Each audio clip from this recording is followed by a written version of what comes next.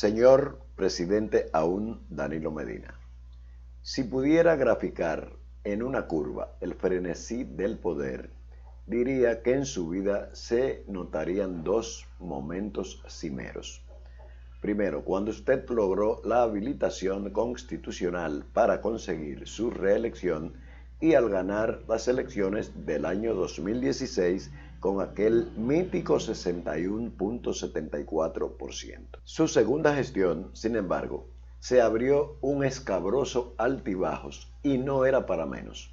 La autoridad judicial brasileña ya había requerido a João Santana como pieza clave en el mecanismo de Lava Jato y el monstruo de Odebrecht apenas despertaba de su siesta. No creo que a partir de entonces usted haya dormido bien.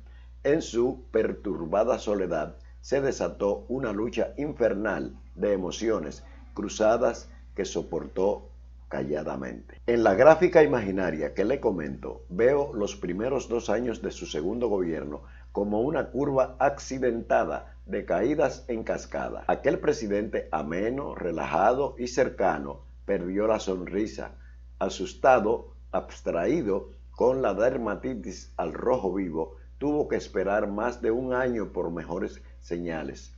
Pero usted no podía acobardarse ni mostrar sus inseguridades. Además, quien gobernaba era un Medina Sánchez, el vástago más curtido de una familia metálica, fría y de voraces ambiciones.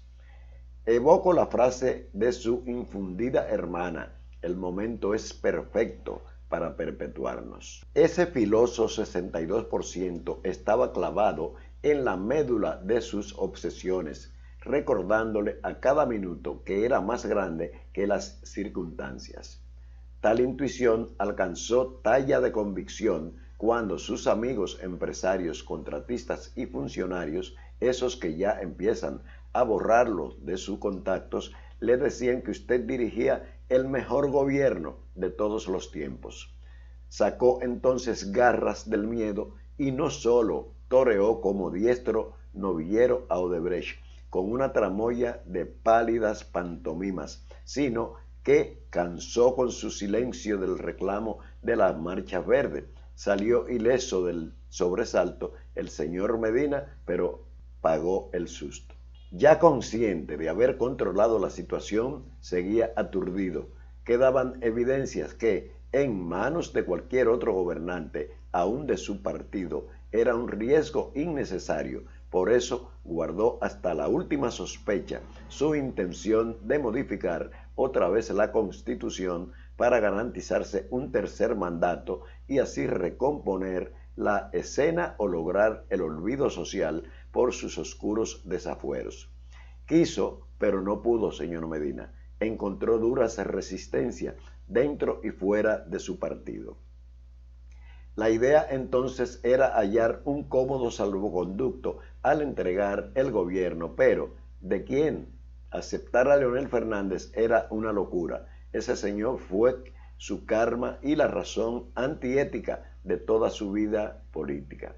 Usted precisaba de una persona anulada en su valor propio, políticamente manejada, hechura de sus indulgencias, y lo tenía. ¿Quién? Gonzalo Castillo, un tesorero de viejas confabulaciones, pero sin la mínima preparación para asumir una delegación tan alta en medio de la peor crisis sanitaria que recuerda la historia. Ese fue el acto político más irresponsable, pero a usted le importaba un bledo, señor presidente Medina.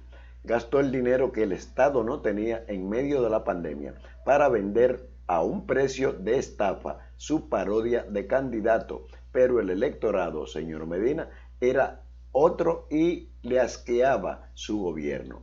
La decisión de cambio se hizo irrevocable.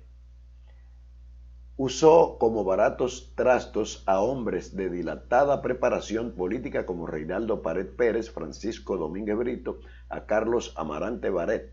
Los entretuvo con caramelos bajo promesa del famoso relevo de sangre nueva, cuando usted ya tenía armada su treta con su único candidato. Esa urdimbre no consideró lealtades, méritos ni historia. Muchachos que envejecieron esperando la oportunidad que usted le falseó. En el fondo, tampoco quería que nadie desarrollara una vida política propia o ajena a su celosa tutela, esa que consentía el enanismo de un señor como Gonzalo Castillo. Deja usted, señor Medina, uno de los gobiernos más corruptos de la historia. Cualquier logro que pudiera rescatarse quedaría eclipsado por esa inmensa sombra.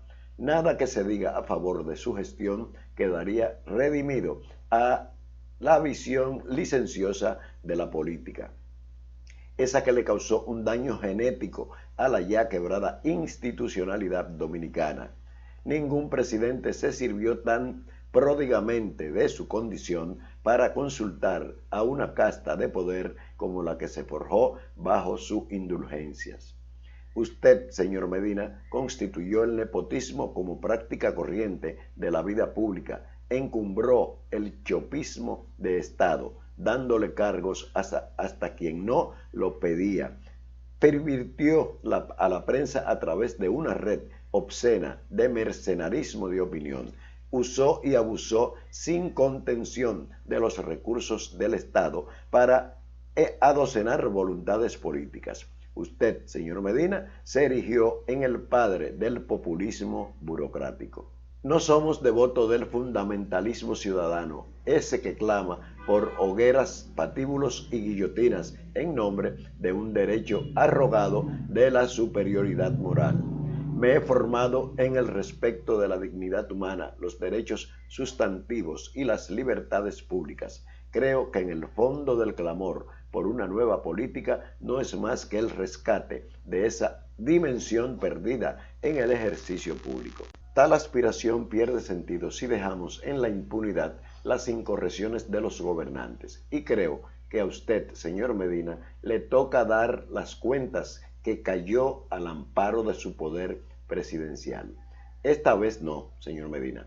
No habrá dispensas. Júrelo. La sociedad no aceptará su silencio sobre Odebrecht, el financiamiento de su campaña, los pagos a Joao Santana, la sobrevaluación y sobornos en Punta Catalina, entre otras inconfecciones. Pero tampoco le permitirá al nuevo gobierno dejar incólume la cadena de impunidad que, como siniestro pacto implícito, pulsa en la cultura política basado en el principio hipolitista de que a los presidentes no se tocan. Esta sociedad es otra y no consentirá trastadas ni cuentos. Sus cuentas no caducan, señor Medina, y esperan pago. Si aquella vez la pedimos en marchas multitudinarias y usted no se inmutó siquiera, es justo que ahora las dé frente a un juez. Como simple ciudadano, seré el primero en defender su derecho a una justicia imparcial, con respeto a las garantías del debido proceso, sin retaliaciones ni terrorismos moralistas, pero jamás a que usted pruebe su inocencia en un tribunal. Finalmente, señor Medina, le invito a volver a la rutina del hombre común, aunque le sea difícil. Le recomiendo un buen descanso alejado de la tormentosa vocinglería del patio. Busque un recodo despejado para repensar su vida y afrontar los desafíos que le esperan. Porque, como escribió el sabio Salomón, hay tiempo para todo. Un tiempo para llorar y un tiempo para reír. Un tiempo para callar y un tiempo para hablar. Eclesiastés 3, 4 y 7.